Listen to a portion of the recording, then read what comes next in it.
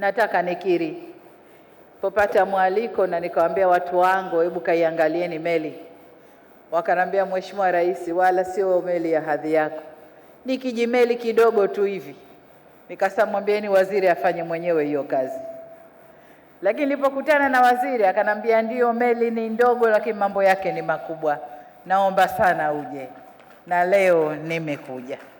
Tulichokizundua leo si chombo cha kuvulia samaki pekee, bali ni mpango mzima na mfumo unaounganisha uvuvi, uzalishaji viwandani pamoja na masoko.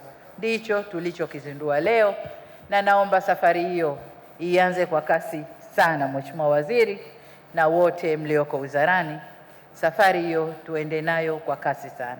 Serikali itaendelea kuimarisha na kuboresha mazingira ya biashara na uwekezaji ili kujenga uwezo wa wananchi wetu na sekta binafsi, pamoja na kuvutia wawekezaji kutoka nje ya nchi ili sekta hii itoe mchango unaostahiki katika uchumi na ustawi wetu. Safari tuliyoianzisha si ya mchezo.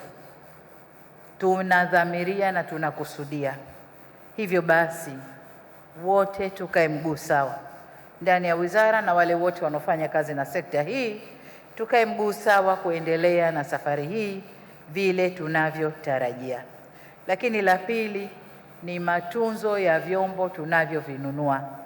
Meli hizi, meli zinazokuja nyingine 4, boti za doria na vyombo vyote tutakavyovinunua kukuza sekta hii, naomba vitunzwe na viendeshwe vyema kwa faida ya taifa letu.